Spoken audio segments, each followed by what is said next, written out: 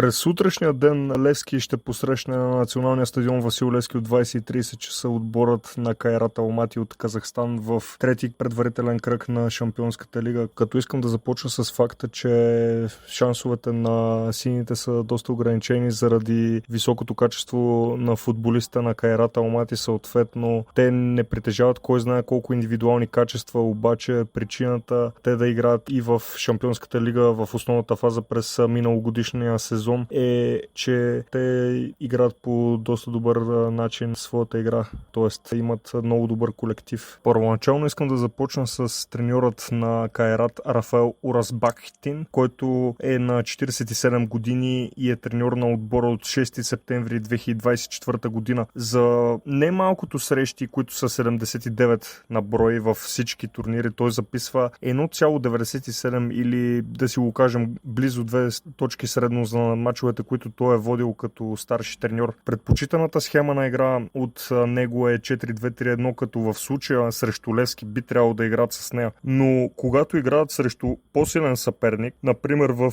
миналогодишната основна фаза на Шампионска лига срещу отбора на Реал Мадрид са играли с 4-4-2, като прякорът на Уразбахтин е Ориго Саки, защото той е работил също като продавач в магазин за обувки, както Ориго Саки, великият треньор на Милан. През миналогодишната кампания те отстраниха по много драматичен начин шотландския отбор на Селтик и по този начин те се класираха точно за основната фаза, която преди малко споменах на Шампионска лига. Също нямат чак толкова изявени звезди, както предходните противници на Левски. Визирам Университатия Крайова и Борец Баня Лука, защото и двата отбора си имаха доста добрите футболисти. Штефан Байрам от Университатия Крайова и от Борец Баня Лука, например Лука Юричич, който беше централен апарател в двата мача с Левски, но въпреки това техните играчи заслужават да бъдат споменати, визирам тези на Кайрат. Но нека да направим ретроспекция по какъв начин станаха шампиони на Казахстан. С само 19 допуснати попадения и 53 отбелязани попадения, като те в фаза защита определено са много по-добри. Също в центъра на терена има добро качество, защото техните футболисти са доста добре сложени физически, но не блестят с кой знае колко добри технически качества. А пък в атака наистина няма да кажа, че са безопасна игла, но не са нещо, което трябва да заплашва по кой знае какъв начин отборът на Левски. Но лявото крило Дастан Сатпаев е най-добрият несъмнено футболист на Кайрат Алмати, като той записа попадение за отбора на Челси в една контрола срещу австралийски отбор, като това е първото отбелязано попадение в ерата на Шаби Алонсо. Сатпаев, доколкото съм запознат, е само на проби в Челси, но по всяка вероятност ще парафира с лондонския грант. Рафаел Уразбахтин няма да направи кой знае колко много промени спрямо миналият им матч срещу отборът на Омония Никозия, като те елиминираха Омония Никозия след изпълнение на Дуспи 6-5, като нека започнем с стражът на казахстанците. С номер 1 ще започне Темирлан Анарбеков, който за него мога да кажа, че има много добър рефлекс. В предният матч спаси една от дуспите, поради която казахстанците се класираха. Той е висок 189 см с силен ляв крак, като има и 5 мача за казахстанския национален отбор. Може да се каже, че колкото виждам статистиката, която е пред мен за последните 12 месеца, оценките са му винаги 7, което е изключително добър показател за играч от неговото ниво. Четиримата в защита пред Анарбеков отляво ще бъде Луис Мата, който има доста добри качества точно в атакуващата фаза на терена. Напомням и малко на Майкон от Левски, защото той в защита е доста по-колеблив, отколкото изявите си в атака. През този сезон вече е направил 3 асистенции, което само показва по себе си, че този футболист наистина предпочита да играе точно в по-предни позиции. Неговата позиция ще бъде доста по-атакуваща. Няма да е точно като ляв бека, ще бъде според мен като ляв халфбек, даже срещу отборът на Омония Никозия. Той е асистирал забелязал за единственото попадение в матча в 37-та минута, когато е отбелязал бразилският нападател Едмилсон. Левият централен защитник ще бъде с 44-ти номер Лукас Африко, който е продукт на португалския футбол, като е играл в отборите на Маритимо, Ишторил и Фарензе. За него може да се каже, че не е най-бързият футболист, обаче е по доста добър начин компенсира тази негова, да кажем, слабост с доста добро позициониране, като ще бъде много трудно за нападателите на Левски, например Рейналдо. До него десен централен защитник с 14 номер и капитан на отбора ще застане Александър Мартинович, който е беларуски гражданин, като той е легенда на руската премиер лига, като е играл в отборите най-вече на Краснодар, Урал и Рубин Казан. За него наистина ще бъде доста интересно на непреклонната възраст от 38 години как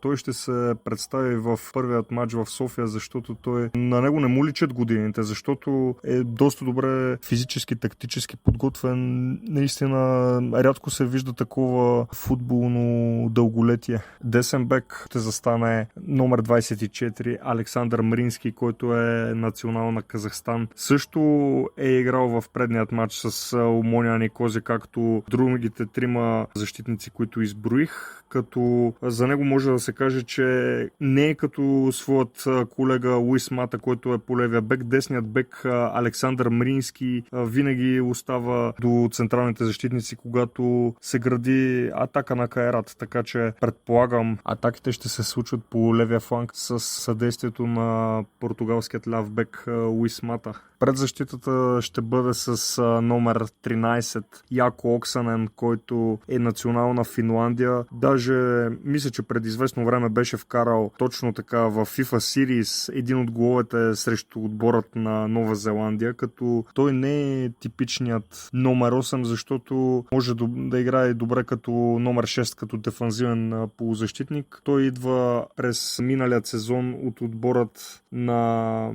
Купи от Финландия. Един от отборите, който можеше да се падне на Левски в предварителните кръгове на Шампионската лига, като този футболист е изключително интересен, защото е играл и в отборът на Брентфорд при пчеличките от английската висша лига, което доказва, че той не е случайен футболист и има какво да покаже срещу играчите на Хулио Веласкес. До него с номер 6 ще бъде Адилет Садибеков, като той също е национал на Казахстан, обаче изпълнява доста по-периферна роля в техният състав. В отборът на Кайрат за него няма наистина кой знае какво да се каже, защото в срещите, които съм наблюдавал на Кайрат Алмати, мен по никакъв начин до момента не ме е впечатлил. Съответно, този играч не би бил никаква опасност за играчите на Левски. Плеймейкър с номер 4 ще бъде Дамир Касаблат, като той към момента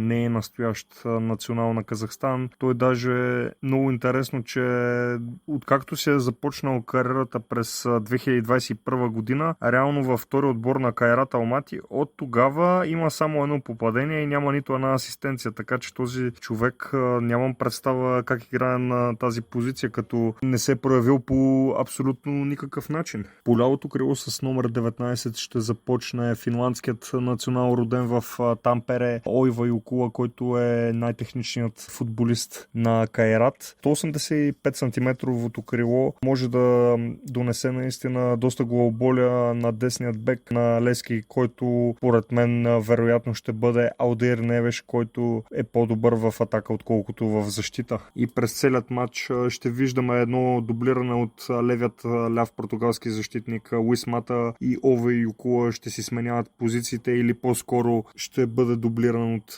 португалецът този финландец Юкула, което ще бъде доста лошо за Алдеир, защото той по някое време на матча ще трябва да получава и помощ от от вътрешните полузащитници на Левски, според зависи кои бъдат те. По дясното крило ще започне с номер 24, казахстанският национал Александър Мрински, който не е също много впечатляващ, поне за мен, защото атаките, както споменах, минават повече по левият фланг, където се намират Ойва Юкула и Луис Мата. Така че за мен Мрински ще бъде сравнително лесно неутрализиран от левият бек на Левски и от полузащитниците също. С номер 28 на върха на атаката ще започне 30-годишният испанец Марк Гуал, който отбеляза попадение срещу отборът на Сотиеска. Последното такова в квалификациите на Шампионската лига тогава беше точно в първият квалификационен кръг на най-добрият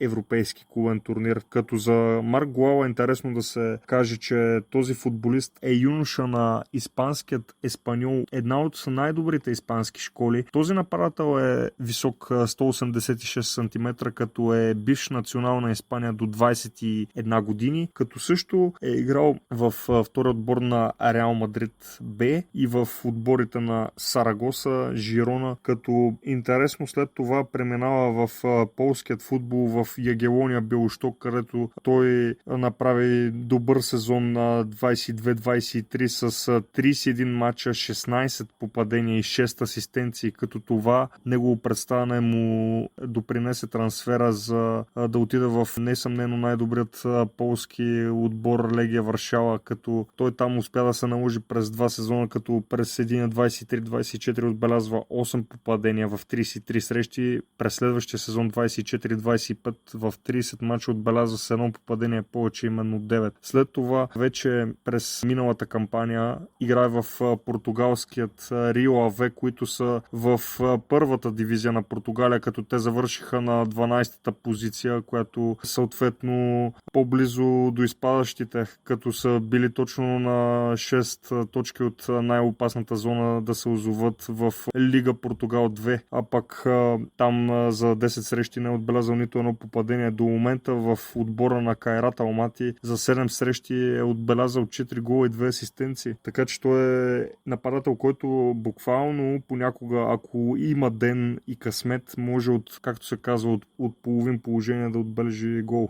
Опция за върха на атаката от резервната скамейка може като жокер да влезне през второто полувреме при нужда е бразилският нападател Едмилсон, който е ставал шампион с словенския Целия, така че този нападател ще бъде изключително интересен, защото той е малко по-техничен от този нападател, който споменах преди секунди, Марк Гуал. Той е висок 189 см, като неговият силен крак е десният, но все пак този нападател, колкото и да го възхвалявам, според мен не е много по-добър от останалите му съотборници. Със сигурност първата среща пропуска Жоржиньо, което съответно е доста голям удар за треньора на Кайрат Рафаел Уразбахтин, защото португалецът, който играе на позицията плеймейкър, е един от най-важните футболисти в този състав. Той даже може да се каже, че през сезон на 25-26 беше един от най-допринасящите футболисти за техните успехи и неговата липса според мен ще се усети.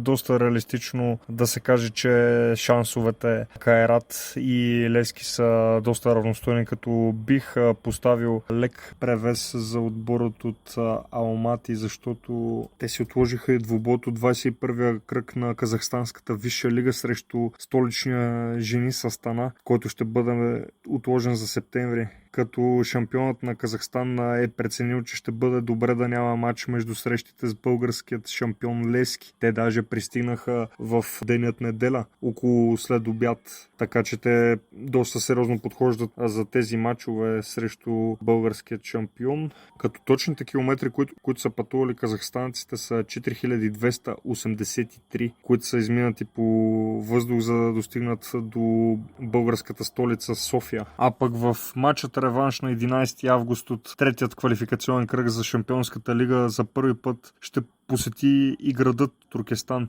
Там казахстанския Кайрат е принуден да проведе своят матч срещу Левски. Той получава втора категория, което е напълно достатъчно за домакинство на мачове от квалификационните кръгове на евротурнирите до третия включително. А пък матчът ще се играе там, защото точно по това време в Алмати има концерт на Kanye West, като този град се намира на около 830 км от Алмати. Това наистина ще затрудни голяма част от техните фенове на отбора да посетят матчът реванш. Очаква се по предварителна информация 800 привърженици на местния първенец да подкрепят своите на Туркестан арена на 11 август, като те ще се придвижат организирано с 20 автобуса. Междувременно Кайрат пусна в продажба билетите за срещата с сините, като цените са между 1500 и 5000 казахстански тенге, или иначе казано между 2,75 и 9,18 евро, като тези билети са изключително ефтини за матч от третия квалификационен кръг на Шампионска лига.